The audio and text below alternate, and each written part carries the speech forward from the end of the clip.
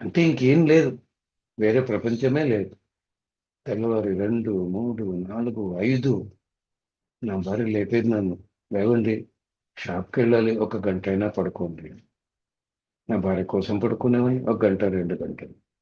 ఉదయం పూట 5 నిమిషాలు, 10 నిమిషాలు తీరుకున్న ధ్యానం చేసేవాడు. కళ్ళు మూసినా తీసినా మనసు పక్కకు వెళ్లకుండా సాధన చేశాను. ఎందుకంటే ప్రతిసారి ఇవన్నీ మాకు చెప్పాడు. చాలా సన్నిహితంగా గడిపాం మేము సార్తో. ఆయన ఏం చెప్పాడో దాన్ని ఆచరించడం తప్ప నేనేం చేయలేదు. ఇంకా ప్రశ్న లేదు, ఇలా ఎందుకు సార్, ఇది ఎందుకు అని. చెప్పాడంటే అయిపోయింది. వెల్లుల్లి మానేయమన్నాడు, గార్లిక్.